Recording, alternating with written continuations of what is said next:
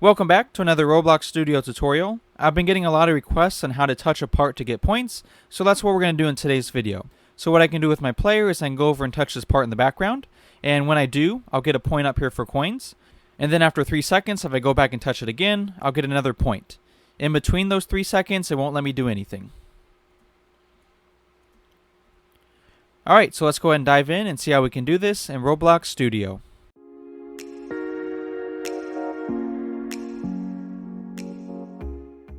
Okay, so we're going to start off by writing a script for the leader stats. To do that, we're going to go over to the server script service and click on the plus sign. And then we're going to be adding a script. Inside the script here, we're going to write a function that'll run whenever a player joins the game. And we're going to start that off by saying local function. The name of our function can be onPlayerJoin. Inside the parentheses, we're going to pass player, which will be the player that joins the game. Inside the function, we're going to create a new folder for this player.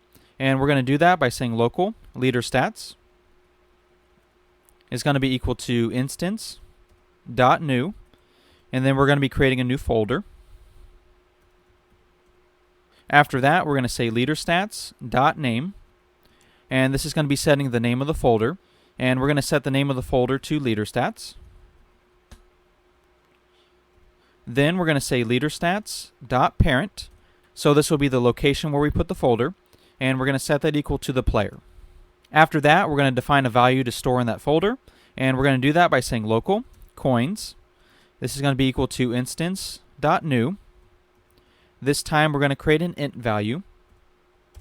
We're going to set the name of it, so we'll say coins.name, and this is going to be equal to coins.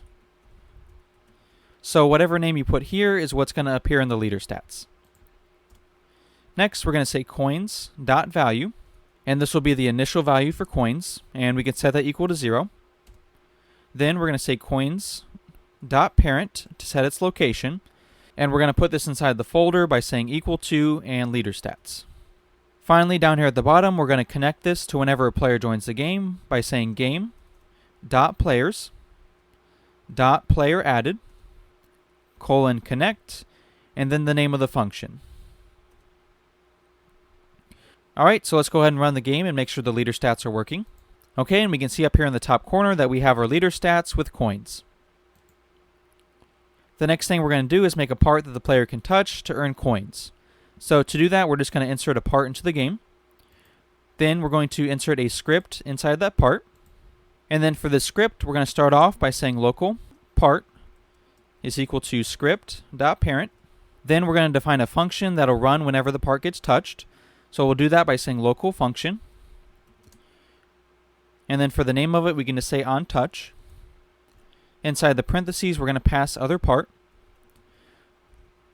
And this parameter right here will be whatever other part touches our part right here. So whatever other part touches this will be stored inside this parameter right here. Inside the function, we're going to start by saying local humanoid is equal to other part dot parent. So by saying other part.parent, we're going to get the player's model. And then from there, we're going to say find first child. And inside the parentheses, we're going to say humanoid. And this line right here just makes sure that whatever touches our part is actually a humanoid player. After that, we're going to say if humanoid.